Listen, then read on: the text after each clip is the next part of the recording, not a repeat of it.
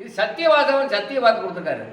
அந்த அவர் நடவடிக்கைப்படிக்கு இல்லை அப்படின்னு சொன்னா அவனுக்கு எனக்கு எது சம்மந்தமும் இல்லைன்னு சொல்லி முடிச்சாரு.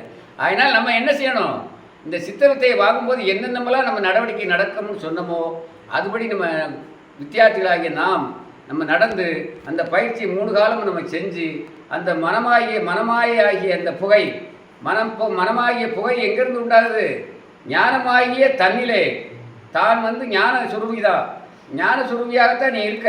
அந்த ஞானம் என்பது எங்கே இருக்குது? அது புரு மத்தியில் இருக்குது. அது நெருப்பு வடிவத்தில் இருக்குது.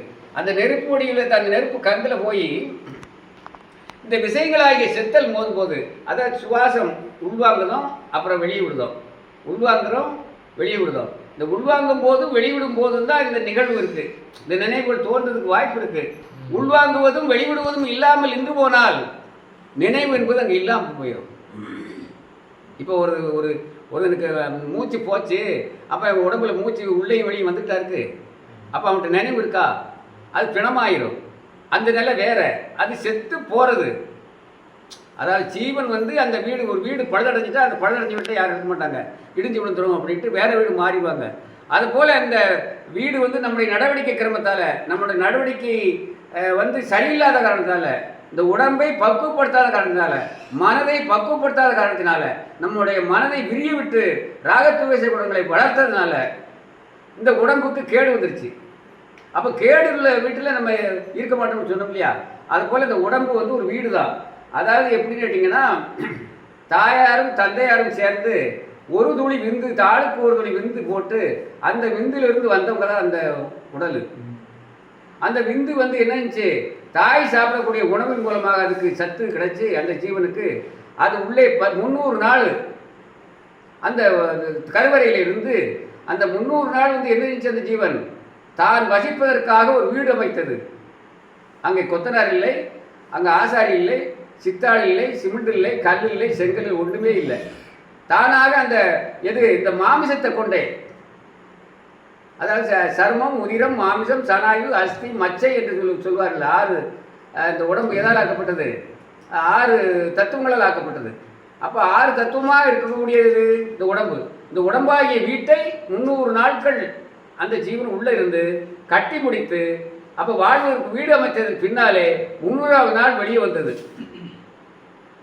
அப்போ தான் கட்டிய வீட்டை ஒருவன் நான் என்று சொல்லுவானா? சொல்ல முடியுமா? நான் ஒரு வீடு கட்டினேன், இந்த வீட்டை கட்டியிருக்கேன், நான் இந்த வீடு தான் நாம சொல்ல முடியுமா? சொல்ல முடியாது. அப்போ நான் எது? இந்த வீடா? இந்த வீட்டில் குடியிருப்பவனா? இந்த வீட்டில் குடியிருக்கவன் தான் நான், இந்த ஜீவன். அந்த வீட்டில் குடியிருக்க நான் இந்த வீட்டை நான் என்று சொல்வது அறியாம தானே.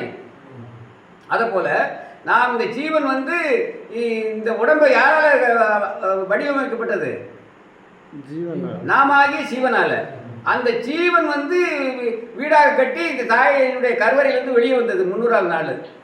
அப்போ அந்த தான் வசிப்பதற்கு கட்டிய வீட்டை நான் என்று சொல்லி அறியாமையிலே தன்னை மறந்த நிலையில் நம்ம இருக்கிறோம்.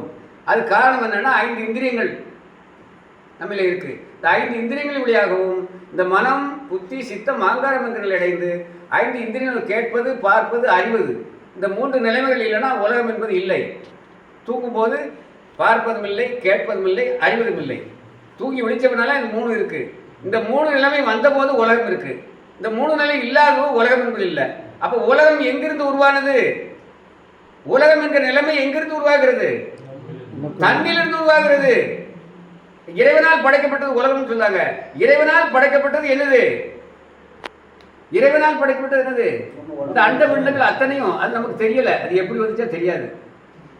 ஆனா இந்த உடல் ஜீவன் என்பதும் சிவம் என்பதும் ஒன்று இல்லாமல் எல்லா வேத தத்துவங்கள்லாம் இருக்கு. ஜீவன் என்பதும்